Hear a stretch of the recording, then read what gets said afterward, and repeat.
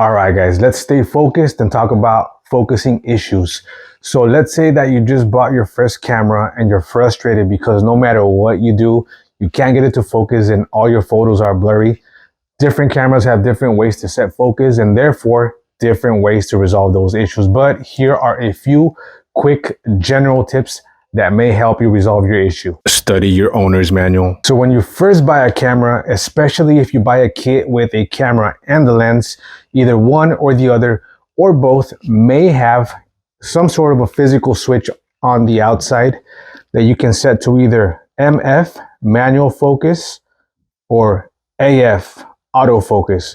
When you are set to manual focus, you are free to move and adjust the focus ring to get focusing in your image as much as you need to.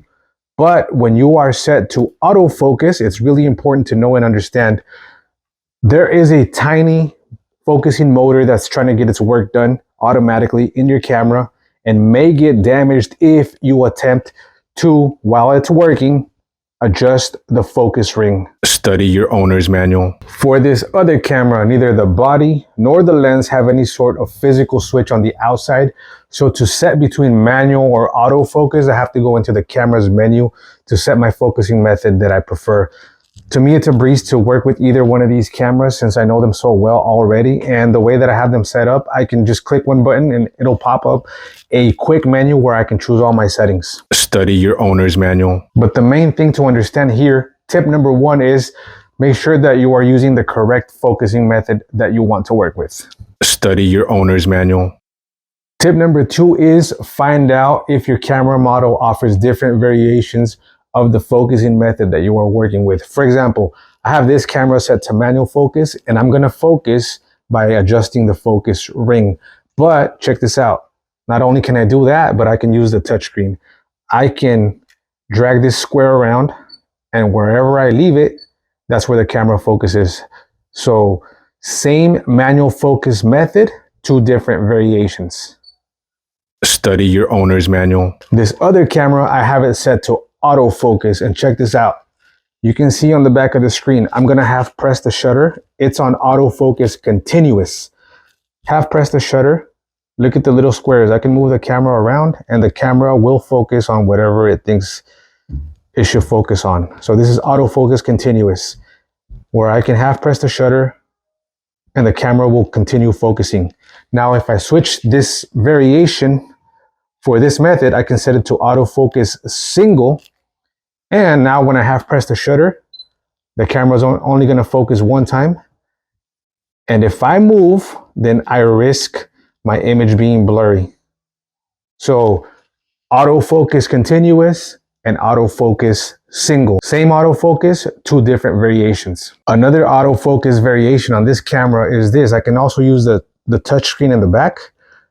Wherever I touch and half press the shutter, that's where the camera is going to focus. So that's actually three different variations of autofocus in this camera.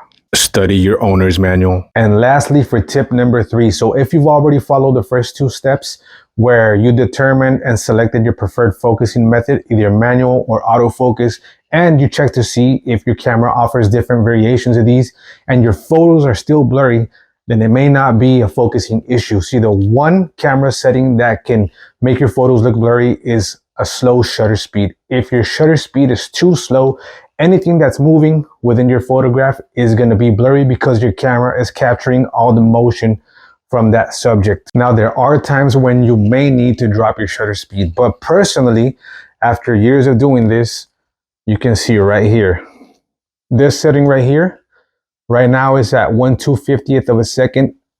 When I'm hand holding the camera, meaning I'm not using a tripod or anything to keep my camera steady, I never go below 1/200th of a second. That's just my preference. That's up to where I trust myself by hand holding the camera. Anything slower than that, even the most simplest movement of me trying to hold my camera steady and breathing may create some motion blur and cause my image to look blurry or at least not as sharp as I would like it to be. So there you go, a few quick general tips. I hope they help you create sharper or less blurry photos. Thank you so much for being here and we'll catch you on the next one. Let's get it. Study your owner's manual.